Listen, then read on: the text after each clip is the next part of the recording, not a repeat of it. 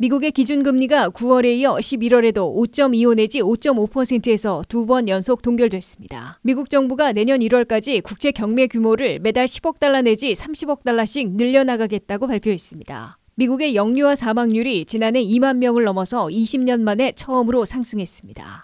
가자 지구의 외국인과 부상자들이 이집트로 대피하기 시작했고 미국 등 각국의 특공대들이 군사활동에 돌입한 것으로 보도되고 있습니다. 미국의 보육비가 급등해 일을 그만두고 보육과 가사 일에 전념하는 부모들이 속출하고 있습니다. 여러분 안녕하십니까? 워싱턴 뉴스 투데이입니다. 미국의 기준금리가 9월에 이어 11월에도 5.25 내지 5.5%에서 두 번 연속 동결됐습니다. 특히 연준은 향후 금리를 더 인상할 것인지, 장기 동결할 것인지, 언제부터 인하할 것인지는 경기 지표를 보고 매번 결정할 것이라고 강조하고 있지만 전문가들은 6개월 이상 장기 동결했다가 내년 6월부터는 인하를 시작할 것으로 내다보고 있습니다. 한면태 기자의 보도입니다. 미국의 기준금리가 9월에 이어 11월에도 2연속 동결돼 지난 7월 1일에 5.25 내지 5.50%에서 머물게 됐습니다. 미국의 기준금리는 이미 인상이 끝났으며 앞으로도 6개월 이상 장기 동결됐다가 내년 6월부터는 인하되기 시작할 것으로 예상되고 있습니다. 미국 중앙은행 연방준비제도는 이틀간의 FOMC 공개시장위원회 회의를 마치면서 기준금리를 현재 5.25 내지 5.50%에서 동결한다고 발표했습니다. Today, we decided to leave our policy interest rate unchanged and to continue to reduce our securities holdings. 9월에 이어 11월에도 2연속 금리를 동결한 것이며 미국의 기준금리는 이로써 지난 7월 말 이래 5.25 내지 5.50%에서 머물게 됐습니다. 연준은 미국의 고용과 성장 물가 등 경기 지표들이 예상보다 강하게 나왔으나 연속 금리 인상의 영향을 평가할 시간을 갖기 위해 금리를 연속 동결했음을 설명했습니다. 미국의 9월 경기 지표를 보면 일자리는 한 달에 33만 6천 개나 늘려 열기를 냈고 3분기 GDP 성장률은 4.9%로 1분기와 2분기보다 2배 이상 급등한 반면에 PCE 물가는 3.4%에서 제자리했습니다. 제롬 파월 연준 의장은 향후 기준금리를 더 올릴 것인지 장기적으로 동결할 것인지 언제부터 금리를 인하하기 시작할 것인지는 신중하게 접근하면서 고용과 물가 성장 등의 경제 데이터들을 보고 매번 결정할 것이라고 밝혔습니다. 그러나 다수의 경제 분석가들과 투자자들은 연준의 기준금리 인상은 이미 7월에 끝났으며 앞으로 6개월 이상 장기적으로 동결한 후에 내년 6월부터 금리를 내리기 시작할 것으로 내다보고 있습니다. 예상보다 뜨거운 경기 지표만 보면 연준이 물가 잡기를 위해 금리를 더 올려야 하지만 11번이나 올린 금리 인상의 여파로 주택모기지 이자율이 23년 만에 처음으로 8%를 넘어섰고 신용카드 평균 APR은 25%에 달하는 등 고물가 고금리의 이중고를 안겨주고 있어 금리를 동결할 필요성에 무게가 실려왔습니다. 더욱이 10년 국채 수익률이 16년 만에 최고치인 5%에 근접했는데 이는 단기금리를 0.25포인트씩 3번이나 인상한 효과를 미쳐 금리 동결의 여지가 생긴 것으로 해석됐습니다. 기준금리 추이를 추적하고 있는 CME 그룹의 투자자들은 향후 금리 동결 가능성에 대해서 올해 마지막인 12월 13일에는 80.3%나 되고 2024년 새해 첫 회의인 1월 31일에도 70.4%나 되는 것으로 높게 잡았습니다. 금리 동결 가능성은 내년 3월 20일에도 63.5%, 내년 5월 1일에도 47%나 될 것으로 내다보고 있습니다. 내년 6월 12일에는 기준금리를 0.25포인트 인하하기 시작할 가능성이 40.1%로 동결 가능성 30.1%를 앞서고 있습니다. WKTV 뉴스 한면택입니다.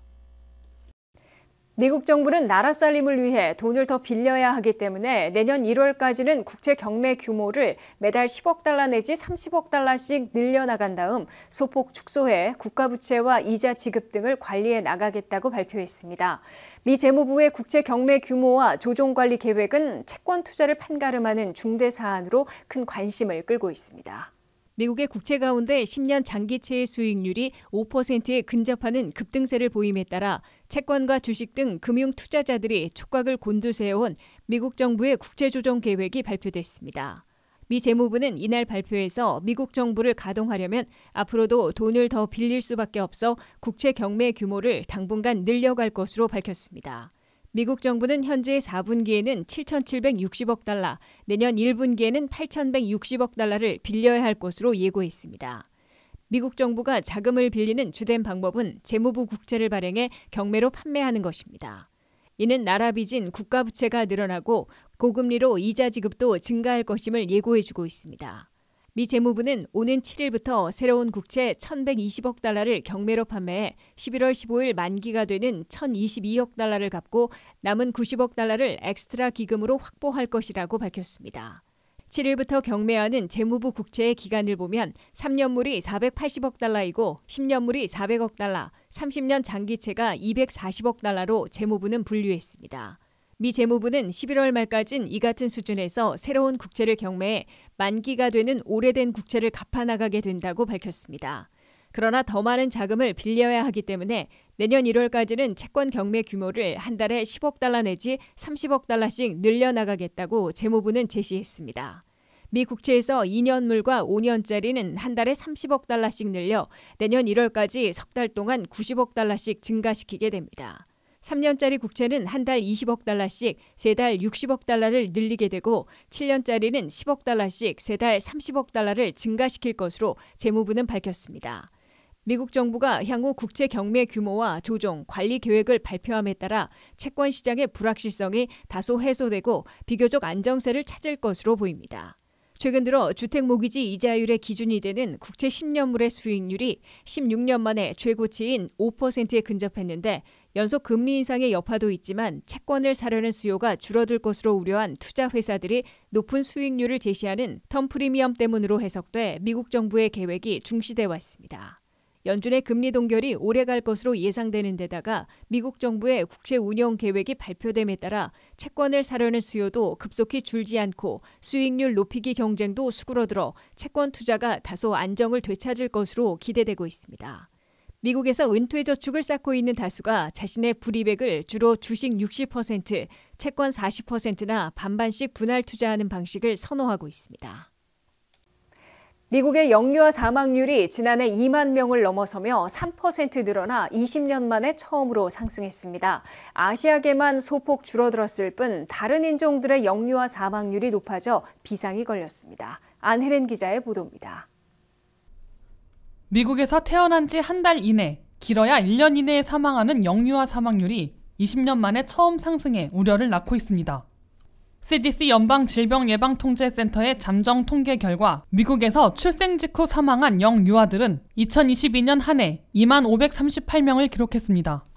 2021년에는 1만 9,928명이 사망해 한 해에 610명이나 늘어난 겁니다.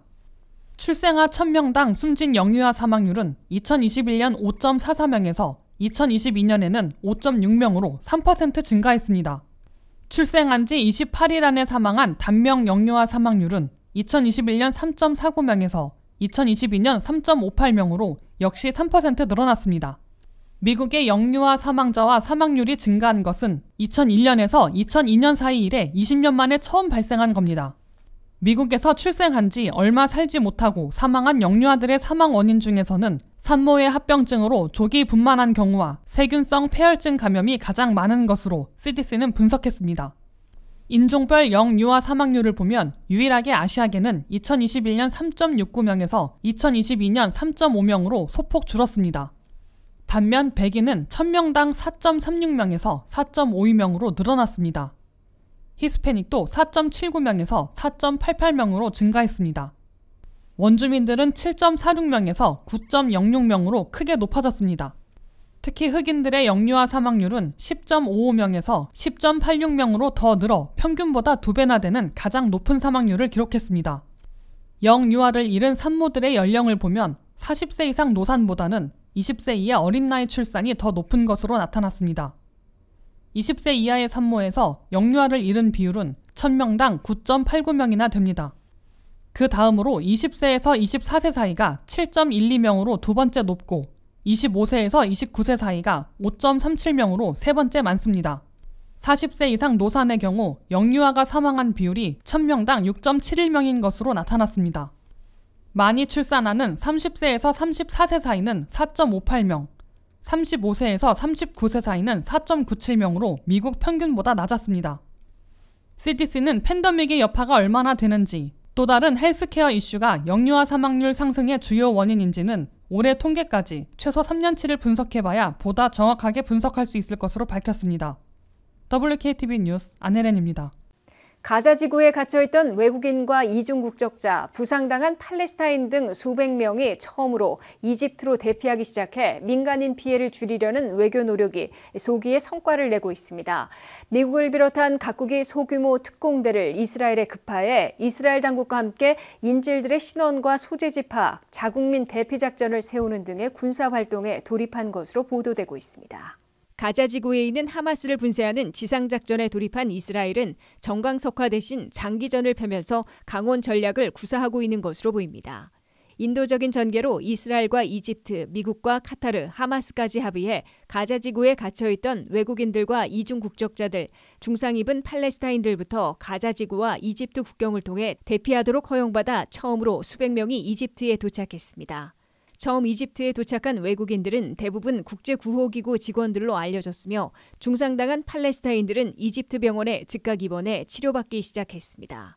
가자 지구에 있는 미국 국적자들은 순서에 따라 이번 주말에나 이집트로 대피할 것으로 미 국무부는 내다보고 있습니다. 이스라엘은 그러나 가자 지구에 있는 난민촌을 공격해 수백 명을 또 숨지게 해서 팔레스타인 민간인 사망자들을 8,800명 이상으로 늘린 것으로 보도되고 있습니다. 이스라엘은 다만 하마스 제거 작전이 하루아침에 끝날 수 있는 게 아니라며 장기전을 전개할 것으로 공표하고 미국의 권고대로 우선 하마스 지도부와 전투원들의 은신처에 대한 정보를 파악하는 데 주력하고 쪽집게 공습과 특수부대의 기습 작전을 주로 펼칠 것으로 시사하고 있습니다. 이스라엘군은 현재 탱크와 장갑차, 보병까지 깊숙이 진격해 가자시티를 포위하고 있으나 가자시티로 들어가 병원 지하시설이나 터널에 은신하고 있을 하마스 대원들과 시가전을 벌이는 일은 최대한 자제하게 될 것으로 예상되고 있습니다. 미국을 비롯한 수십 개국이 인질 석방 전문가들과 특공부대를 이스라엘에 급파해 인질 석방 교섭이나 구출, 자국민 대피를 준비하고 있는 것으로 뉴욕타임스가 보도했습니다.